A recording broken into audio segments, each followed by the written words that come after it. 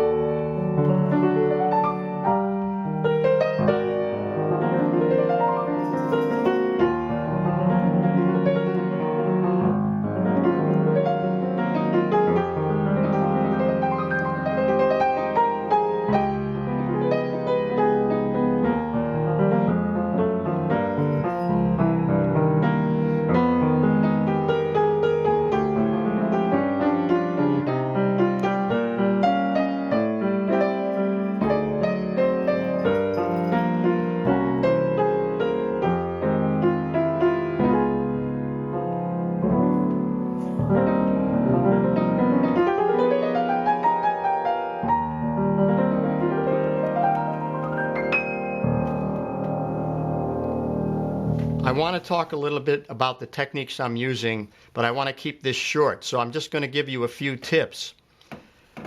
First of all, I'm starting with the locked hands technique, which you can look up in a previous video I did, but it's doubling the melody in the left hand. That sounds really nice like that. Then here's your first chord. So I'm filling out the chords using arpeggios in the left hand or broken tenths so that I have a full sound, and this supports the harmony that's going on up here, because usually these are upper extensions, like, you know, 13ths, 11ths, sharp 11ths, ninths, whatever.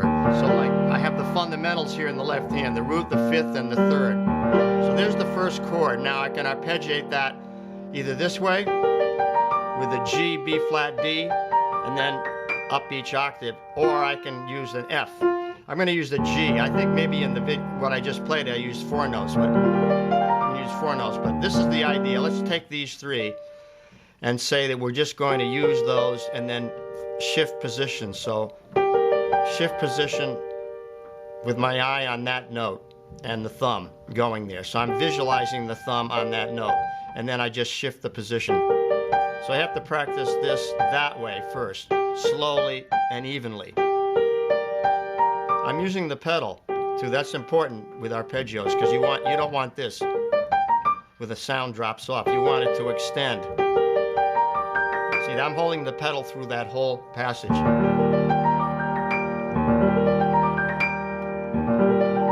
Now, if you're descending, it's a little trickier. For me, anyway, it is. I have to get the 4th finger. Notice that's root.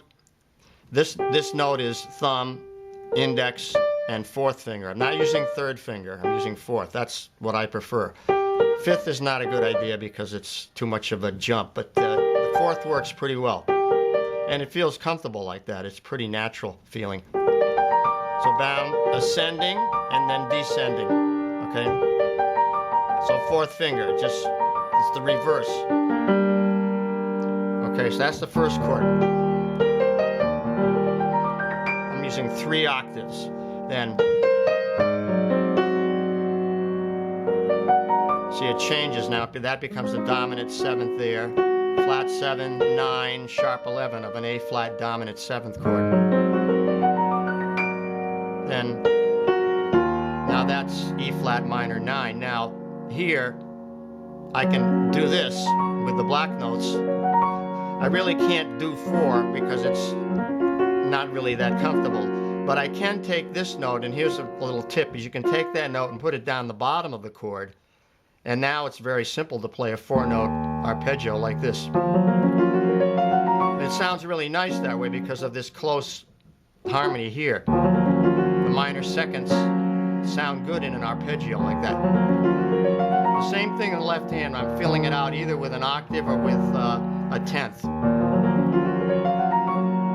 Then the next chord is an A flat altered. So now on this one, here's a perfect example of an easy arpeggio to play on the upper extensions. You have root 7th, right? So now I'm playing flat 9 here, the 3rd, and then what would be thought of as the 13th here. So you see, so that's a good tip, is to realize that you want to play upper extensions as arpeggios. And in this song, it works perfectly because you have all these pauses. Now, if you were playing this in tempo, you'd have to really count. You know, it'd have to be.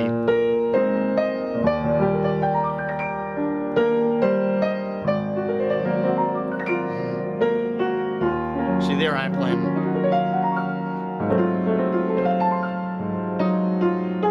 There I'm playing in tempo. I was playing more rubato style, which is a lot easier when you're playing arpeggios because you want them to sound complete and you don't want an interruption where you have to adjust to the time. Okay, so that's another whole subject, is to try to play an arpeggio in tempo.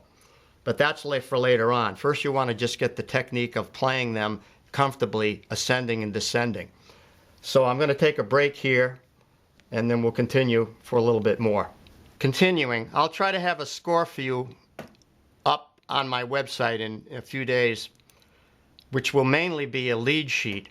I'm not going to have every voicing in there and every chord, but it'll be a lead sheet with some suggested arpeggios formats that you can use. In other words, those 3 notes or whatever, or these 3 notes, whatever.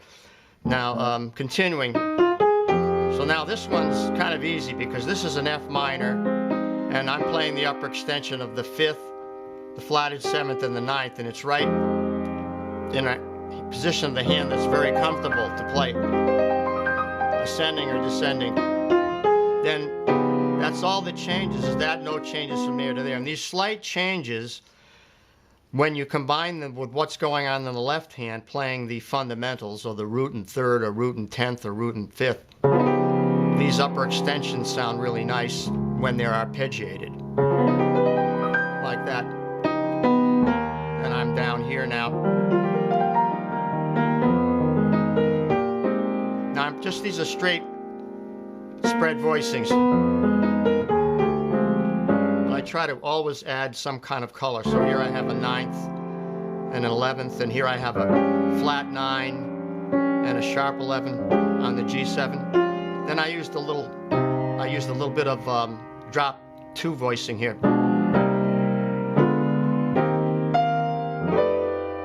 And now that's pretty rich chord because I have the 10th here, flatted 7th, 9th, sharp 11, and then a 13th up here. Now I use an ascending line. That takes us to the midpoint of the song. Then I started to play, from there I played descending arpeggios, which are like this. Remember, I said those are a little more difficult, but you want to try to practice both kinds. Okay, I'm going to do a wrap-up now and just review. Wrapping up, I just want to say I used a variety of techniques. First of all, this is the locked hands technique here, which I have on a previous video. So you want to look at my previous video for these techniques. And then I talked about broken chords in the left hand, or arpeggiated chords, which I've covered in past videos. And I also talked about the drop 2 here. So those techniques are covered in previous videos, and also I have a previous video on arpeggios. But this one I went to a little bit more detail in regarding how the upper extensions sound really good with the fundamentals here in the left hand. So the fundamental chord, A flat 7, have the root 7th and 3rd here. Now I can play you know, a 13 there, a 9 there, and a sharp 11 there. And it's very easy to play a very colorful sounding arpeggio when you think of them that way. It's very simple, maybe 3 notes or 4 notes in the right hand. Work up a technique so you can play them smoothly at different tempos. And as you learn more about chords, you'll be able to find those upper extensions that work well, particularly in ballads, and of course a song like Misty would be good too, but this one, Tenderly, is perfect for trying it out. So I hope you enjoyed this. Let me know what you thought. Please leave a comment, and I wish you well on your practicing. And please keep listening. Thanks so much. I'll see you next time.